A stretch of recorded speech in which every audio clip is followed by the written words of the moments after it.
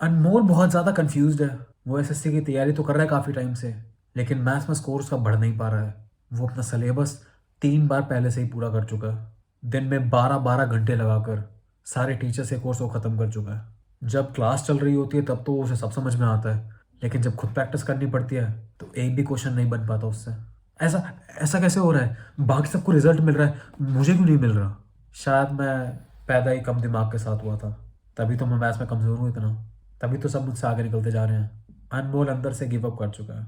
बताओ मुझे, क्या वो इस तरह कभी एसएससी क्लियर कर पाएगा? बोस अपने पहले अटेम्प्ट में Bose income tax officer select हो चुका है।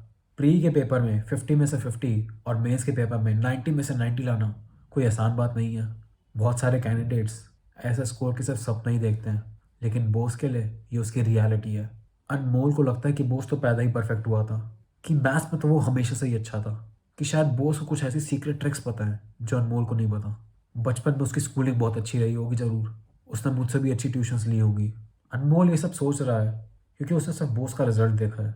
उसने जो मेहनत करी है उसके बारे में अनमोल को ज़रा सा भी नहीं पता। एक टाइम ऐसा भी था जब बोस मैथ्स से 50 में से 5 नंबर भी नहीं ला पाता था। एक टाइम ऐसा भी था जब बोस को बेसिक्स फॉर्मूला भी नहीं पता थे।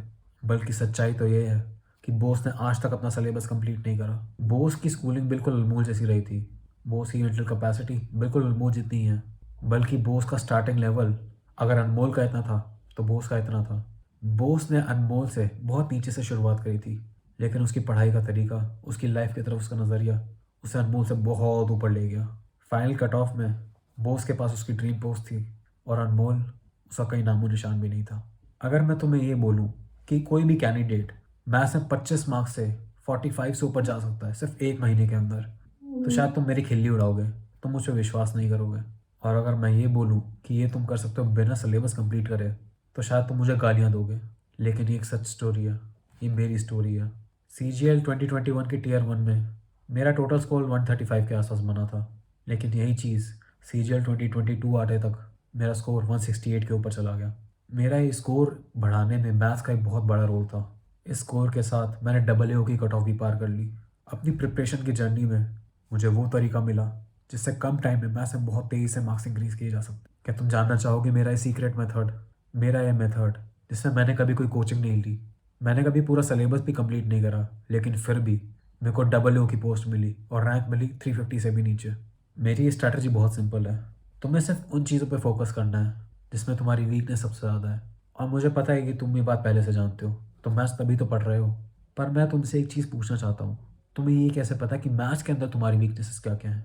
अगर तुमने इस वीडियो पे क्लिक करा है तो मैं मान के चल रहा हूँ कि तुमने ये कोर्स एक बार तो कंप्लीट कर ही रखा है, और तुम्हें ये ज़रूर पता होगा कि पेपर में इजी, मीडियम और हार्ड क्वेश्चंस मिक्स होके आते हैं। ऐसे कुछ क्वेश्चंस होंगे जो शायद तुमसे नहीं हो पाते, जिनका तुम्हें फॉर्मूला भी नहीं पता, जैसे ज्योमेट्री।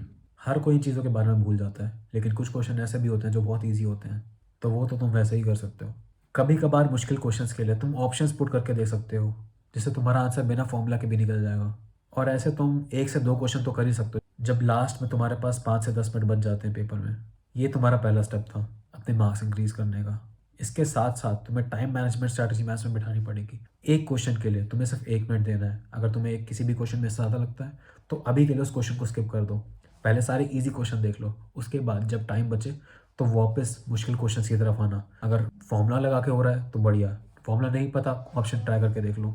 अगर ऐसा करके भी तुम्हारा स्कोर 15 से कम आ रहा है 50 में से, और तुमने सारे क्वेश्चन या तो ऑप्शन पुट पुट करके करे हैं या फिर तुमने तुक्के मारे हैं, तो अभी तुम्हारे बेसिक्स भी ढंग से पूरे नहीं हुए हैं। इसके लिए मैं तुम्हें सजेस्ट करूंगा कि सीरियसली इस बार मैं कुछ टॉपिक्स दे रहा हूँ डिस्क्रिप्शन में, उनको देख के यूट्यूब से क्लियर कर लो, और ये टॉपिक्स तुम 1 हफ्ते के अंदर कंप्लीट कर लो। अगर तुम्हारा स्कोर 15 से ऊपर आ रहा है तो मैं ऐसा मान के चल रहा हूँ कि बेसिक्स में तुम्हें इतनी कोई प्रॉब्लम नहीं है, लेकिन उन बेसिक्स का एप्लीकेशन अभी तुम्हारा ढंग से नहीं बैठ पा रहा है। अगर तुम्हारी ये सिचुएशन है तो तुम्हें सिर्फ उन्हीं टॉपिक्स पे फोकस करना है जो तुम्हारे गलत हो रहे हैं, और इस बार उसकी तैयारी तुम्हें बुक से करनी है, ना कि किसी वीडियो से। और ये चीज़ बहुत ज़्यादा इंपॉर्टेंट है, क्योंकि शायद यही एक बहुत बड़ा कारण है कि तुम्हारे मार्क्स कोर्स 2-3 बार कंप्लीट करने के बाद भी नहीं बढ़ पाए। वीडियो में टीचर तुम्हारे लिए सारी मेहनत कर देता है, वो तुम्हें क्वेश्चन पढ़ के सुना देता है, वो तुम्हें क्वेश्चन का मतलब समझा देता है, वो तुम्हें सॉल्यूशन बता देता है, वो तुम्हें सॉल्यूशन पढ़ के सुना देता है, और अगर उसके बाद भी ना समझ में आए तो वो तुम्हारे लिए और मेहनत करता है। इस सब के चलते हुए तुम्हें लगता तो है कि तुमने प्रिपरेशन अच्छी कर ली, कि तुम्हारा चैप्टर कंप्लीट हो गया, लेकिन असल में वो सारी मेहनत टीचर ने करी थी। कॉन्सेप्ट उसके ज़्यादा स्ट्रॉन्ग हुए हैं, तुमने बस टाइम पास करा था। जब तुम खुद से प्रैक्टिस करने बैठते हो तब तुम्हें रियलाइज़ होता है कि क्वेश्चन तुम्हें कोई भी समझ में नहीं आ रहा, और इसका कारण मेहनत तो टीचर ने करी थी। सारी मेहनत करके उसने तुम्हें एक थालियाँ परोस के दे दिया था। यही चीज़ अगर तुम्हें बुक से करनी पड़ जाए तो तुम्हें कॉन्सेप्ट भी खुद समझना पड़ता है, तुम्हें क्वेश्चन भी खुद पढ़ना पड़ता है, तुम्हें उसका सॉल्यूशन भी खुद ही सोचना पड़ता है, और तुम्हें अगर गलती हो जाए तो सॉल्यूशन भी खुद ही समझना पड़ता है। वहाँ पे कोई तुम्हें कुछ बताने वाला नहीं है। तो 100% मेहनत तुम्हारी खुद की होती है। और अगर देखा जाए तो एग्ज़ाम में भी तुम्हें यही मोल मिलने वाला है। वहाँ पे कोई तुम्हारे को क्वेश्चन पढ़ के नहीं सुनाने वाला, वहाँ पे कोई आके तुम्हें क्वेश्चन समझाने नहीं वाला, वहाँ पे कोई तुम्हें आंसर के हिंट्स नहीं देने वाला। तैयारी वैसे ही करो जैसे एग्ज़ाम में पूछा जाएगा। अब मुझे पता है तुम क्या बोलोगे, लेकिन अखिल अगर अगर ऐसे रिवाइज़ करते हुए मेरी शॉर्ट ट्रिक्स मिस हो गई तो वो कैसे रिवाइज़ करूँगा मैं? अगर तुमने कभी बुक से प्रिपरेशन करके देखी हो तो तुम्हें पता होगा कि जितनी भी एग्जाम में शॉर्ट ट्रिक्स यूज़ होनी है वो बुक्स में दे ही रखी होती है। जो बुक मैं रिकमेंड करता हूँ, ऋषिकेश कुमार की कंप्लीट मैथमेटिक्स, जिसका लिंक मैंने डिस्क्रिप्शन में दिया हुआ है। उसमें जितने भी यूज़फुल फार्मूला हैं सब चैप्टर्स के कॉन्सेप्ट के साथ दिए हुए हैं। मैं और किसी बुक के बारे में नहीं कह सकता क्योंकि और कोई बुक मैंने देखी नहीं है मैथ्स की। मेरे खुद के केस में मैंने इसी बुक से प्रिपरेशन शुरू करी थी, चैप्टर रेशो और प्रोपोर्शन से। जैसा कि तुम देख सकते हो, ये रेशो एंड प्रोपोर्शन का चैप्टर है, तो इसमें सारे इंपॉर्टेंट फॉर्मूला और सारी ट्रिक्स जैसे कि एलिगेशन मेथड सब समझा रखा है। अपने वीक टॉपिक्स एनालाइज करने के लिए, उन्हें पता लगाने के लिए कि मेरी वीकनेस है क्या, इसके लिए तुम्हें सेक्शनल टेस्ट लगाने पड़ेंगे। जब एक मैथ्स का सेक्शनल टेस्ट लगाओगे तो उसका स्कोर देखो और उसे एनालाइज करो। मैंने एनालिसिस कैसे करते हैं इस पर एक डिटेल वीडियो बना रखी है, जो कि यहाँ पे ऊपर या यहाँ पे कहीं ना कहीं आ रही होगी, उसे क्लिक करके तुम देख सकते हो। एनालिसिस के बाद तुम्हें पता चलेगा कि तुम्हारी वीकनेस कहाँ कहाँ पे है। उन चैप्टर्स को तुम्हें एक दिन के अंदर निपटाना है। अब सारे कॉन्सेप्ट्स, सारे एग्जाम्पल्स, सारी एक्सरसाइजेस, और उसके बाद उसके topic wise test. Topic wise test तुम्हें टेस्टबुक.com पे मिल सकते हैं। अगर तुम्हारे पास उसका सब्सक्रिप्शन नहीं है तो तुम नीचे लिए हुए डिस्क्रिप्शन में जो लिंक है वहाँ से 10% का डिस्काउंट ले सकते हो। तुम्हें ये सब चीज़ें करनी है। एक दिन में एक चैप्टर, उसके साथ उसके टॉपिक वाइज टेस्ट, उसके अंदर तुम्हें चाहिए 95% एक्यूरेसी, और ये सब तुम्हें एक दिन के अंदर ही करना है। अगर तुम एक वर्किंग कैंडिडेट हो तो तुम 2 से 3 दिन लगा सकते हो एक चैप्टर के लिए, लेकिन इससे ज़्यादा मत लगाना। तुम्हारा गोल है कि तुम्हें ये सब करना है एक चैप्टर एक दिन के अंदर, इस तरह कि उसमें 95% एक्यूरेसी आ जाए। अब 95% एक्यूरेसी कैसे आएगी, मैं तुम्हें बुक फिर से दिखाता हूँ एक बार। जैसा कि तुम देख सकते हो, सबसे पहले यहाँ पे सारे कॉन्सेप्ट दिए हुए हैं, फिर उसके बाद तुम्हें सारे फॉर्मूलाज भी समझाए हुए हैं, उसके बाद तुम्हारे एग्जाम्पल्स भी शुरू हो जाते हैं। एग्जाम्पल्स के बाद, इन एग्जाम्पल्स के बाद तुम्हारी पहली एक्सरसाइज शुरू हो जाती है। इसके बाद इसके सॉल्यूशन भी शुरू हो जाते हैं जैसा कि तुम देख सकते हो, और उन सॉल्यूशंस के बाद तुम्हारी दूसरी एक्सरसाइज शुरू हो जाती है। ऐसे में तुम्हें सबसे पहले कॉन्सेप्ट्स पढ़ लेने हैं सारे। अब मैं तुम्हें ये नहीं कहूँगा कि तुम्हें नोट्स बनाने की ज़रूरत है, क्योंकि ये सब पहले से बुक में दिया हुआ है, तो उसे बार बार लिखने का क्या फ़ायदा है। इससे बढ़िया तुम एक पेन लो और उन चीज़ों को अंडरलाइन करते चलो, या फिर इंपॉर्टेंट फॉर्मूलाज पे एक बॉक्स बनाते चलो। और ये चीज़ इंपॉर्टेंट है कि तुम ये पेन से करो, ना कि पेंसिल से। मैं चाहता हूँ कि तुम्हारे जो भी एक्शंस होंगे उनके कॉन्सिक्वेंसेज हों। अगर एक बार मार्क लगा दिया तो वो मिट नहीं सकता। ऐसा होगा तभी तुम बिल्कुल सोच समझ के उसे बिल्कुल अच्छे से पढ़ के उसकी मार्किंग करोगे, उसे अंडरलाइन करोगे। अगर तुम अंडरलाइन करने के बाद उसे आराम से रब कर सकते हो तो तुम्हें इतना सोचने की ज़रूरत नहीं पड़ेगी। तुम कहीं भी कहीं मर्जी कुछ लाइन लगाते रहोगे और उसमें तुम्हारा फोकस नहीं बन पाएगा। लेकिन अगर यही चीज़ तुम पेन से करोगे तब तुम्हें पता है एक बार मार्क लगा दिया वो हटेगा नहीं। तो जब तक तुम 100% श्योर नहीं हो, जब तक तुमने एक एक वर्ड पढ़ नहीं लिया, जब तक तुम्हें समझ में नहीं आ गया कि उसका मतलब क्या है, तुम उसे मार्क नहीं करोगे। क्योंकि अपनी बुक बर्बाद करने का किसी को मन नहीं होता फालतू में। तुम तभी अपने दिमाग से पढ़ोगे और ना कि अपनी आंखों से। Reading with mind versus reading with eyes. आंखों से पढ़ना मतलब आइज से पढ़ना। इसका मतलब क्या है, जब तुमने कोई टॉपिक पढ़ा तुम अगले पेज पे चले गए और तुम्हें ये भी याद नहीं कि तुमने जस्ट अभी 2 मिनट पहले पढ़ा क्या था। तुम अपनी आंखों से पढ़ रहे हो बिना फोकस के। तुम्हें शब्द तो दिख रहे हैं लेकिन उनका मीनिंग तुम्हें समझ में नहीं आ रहा। वहीं रीडिंग विद माइंड, एक एक चीज़ जो तुमने पढ़ी है तुम्हें सब दिमाग में बैठ चुका है। फॉर्मूलाज याद रखने के लिए तुम उन्हें एक बार ज़रूर लिख सकते हो कहीं ना कहीं। एग्जाम्पल्स करते हुए तुम्हें एकदम से सॉल्यूशन नहीं देख लेना है, पहले उसे कम से कम 5 मिनट तक ट्राई करना है करने की। उसके बाद ना हो तो बिल्कुल सॉल्यूशन देखो। इन 5 मिनट के अंदर तुम चाहे तो फॉर्मूलाज फिर से वापस जाके देख सकते हो, लेकिन तुम्हें सॉल्यूशन नहीं देखना है पहले। ये सारे एग्जाम्पल्स कंप्लीट करने के बाद अब एक्सरसाइज की तरफ बढ़ना है आगे। फर्स्ट एक्सरसाइज की तरफ आगे बढ़ो। उस एक्सरसाइज में देखो कि क्वेश्चंस कितने सारे हैं। जितने भी क्वेश्चंस हैं उतने ही मिनटों का टाइम लगा लो। एग्जाम्पल के तौर पे लेता हूँ, अगर किसी एक्सरसाइज में 63 क्वेश्चंस हैं तो तुम्हें एक 63 मिनट्स का टाइमर लगा लेना है अपने फ़ोन में। हर एक क्वेश्चन के लिए तुम्हें 1 मिनट रखना है। एक्सरसाइजेस वैसे ही अटेम्प्ट करो जैसे कि तुम टेस्ट दे रहे हो। अगर तुमने 93% क्वेश्चंस देख लिए और तुम्हारी एक्यूरेसी उनमें 95% बैठ रही है, इसका मतलब तुम्हें चैप्टर अच्छे से समझ में आ गया है और आगे तुम्हें उसमें इतनी दिक्कत नहीं होने वाली। अगर स्कोर इससे कम बैठ रहा है तो घबराने की ज़रूरत नहीं है। अपनी मिस्टेक्स देखो, सॉल्यूशन से उन्हें मैच करके देखो और फिर अगली एक्सरसाइज की तरफ बढ़ो। अपनी गलतियां देखने के बाद उन्हें करेक्ट करने के बाद अगली एक्सरसाइज में तुम्हारे 93% क्वेश्चंस हो जाने चाहिए और 95% एक्यूरेसी हो ही जानी चाहिए, अगर तुमने ढंग से फोकस के साथ पढ़ा है तो। अगर तुमने कैलकुलेशन में ज़्यादा टाइम ले लिया और तुम 93% क्वेश्चन, जैसे 100 में से 93 क्वेश्चन नहीं देख पाए उस केस में, तो घबराने की ज़रूरत नहीं है। कैलकुलेशन की स्पीड तुम और प्रैक्टिस करोगे और चैप्टर्स की, तो धीरे धीरे तुम्हारी इंक्रीज हो ही जाएगी। अब एक्सरसाइजेस खत्म करने के बाद भी तुम्हें टॉपिक वाइज टेस्ट की तरफ बढ़ना है, जो कि तुम ऑनलाइन दोगे बिल्कुल टेस्ट एनवायरनमेंट की तरह। अब ये पूरी process, concept, example, exercises, topic wise test, तुम 2 से 3 चैप्टर्स के लिए करो और उसके बाद मैथ्स का एक पूरा सेक्शनल टेस्ट दो, ये देखने के लिए कि मैथ्स में तुम्हारी इंप्रूवमेंट कितनी हो रही है ओवरऑल। हर हफ्ते एक दिन कम से कम एक फुल टेस्ट और तुम लगाओ, ये देखने के लिए कि ओवरऑल तुम्हारे पेपर में कितनी इंप्रूवमेंट हो रही है इससे। इस मेथड को फॉलो करोगे सिलेक्टिव प्रिपरेशन का, तो ना ही तुम्हारा कोर्स बहुत जल्दी कंप्लीट हो जाएगा, रिकॉर्ड टाइम के अंदर तुम्हारा स्कोर बहुत तेज़ी से बढ़ जाएगा। अब मुझे पता तुम क्या बोलोगे, लेकिन लेकिन अखिल, मैं बुक से नहीं पढ़ सकता, मैं बहुत जल्दी बोर हो जाता हूँ, मुझे समझ में नहीं आता लिखा क्या हुआ है। मैंने तुम्हें शुरुआत में ही बताया था कि टेस्ट के अंदर तुम्हें खुद पढ़ के समझना क्वेश्चन में क्या लिखा हुआ है। अगर तुम पढ़ते चीज़ों को बोर हो जाते हो तो तुम एग्ज़ाम कैसे दोगे? अपने दिमाग को थोड़ा कंट्रोल में लाओ। अब तुम कोई 5 साल के छोटे बच्चे नहीं रह रहे हो जो तुम्हें 24/7 एंटरटेनमेंट चाहिए। और ये एक बहुत बड़ा रीज़न है कि इतने फेमस इतने नामी टीचर से पढ़ने के बाद भी तुम्हारे अच्छे मार्क्स नहीं आ पा रहे मैथ में।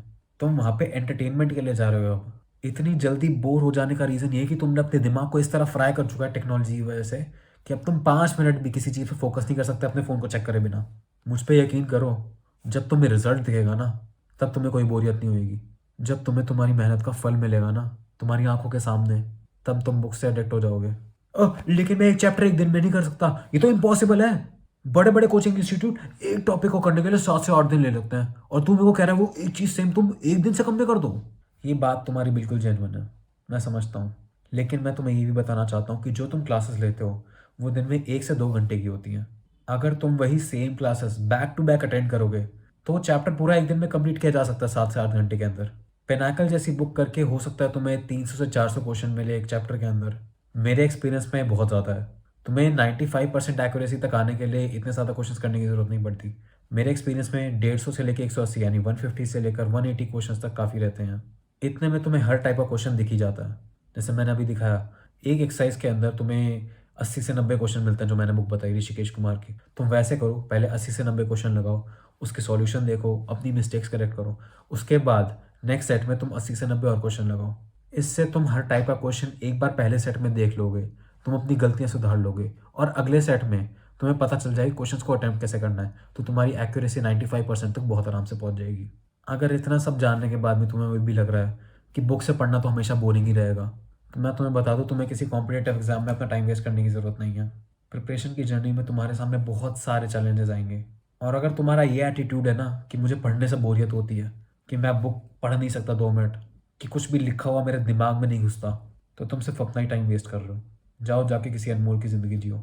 लेकिन अगर तुम्हारी ड्रीम है, तुम्हारा पैशन है, तुम्हें ऑफिसर बन के ही रहना है, तुम्हें पता है इस जर्नी में बहुत सारी कठिनाइयाँ आएंगी, बहुत सारी दिक्कतें आएंगी, लेकिन तुम उनसे निपटने के लिए दिन और रात एक करने के लिए तैयार हो, तुम मेहनत करने के लिए तैयार हो।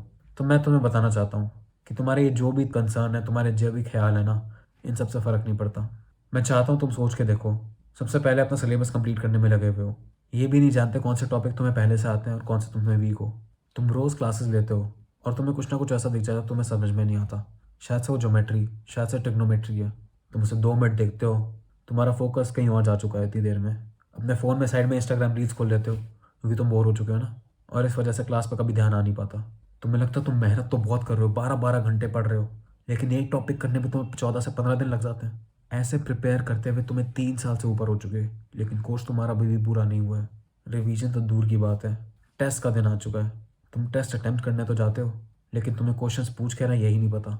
कोई एक हार्ड क्वेश्चन तुम्हें दिख जाता है, उस पर तुम 5 मिनट वेस्ट कर देते हो और फिर उसे गलत मार्क करके आगे बढ़ते हो। ऐसा कर करके तुमसे कुछ क्वेश्चन छूट गए पीछे के। तुम्हें थोड़ी सी एंजाइटी हो रही है, कट ऑफ क्लियर होगी या नहीं होगी। आखिर में तुम्हें पता चलता है कि तुम सिर्फ 10 मार्क्स से रह गए, और वो ऐसे टाइप के क्वेश्चंस थे जो कि तुम बहुत आराम से कर सकते थे अगर तुमने उन हार्ड क्वेश्चंस में अपना टाइम वेस्ट नहीं करा होता।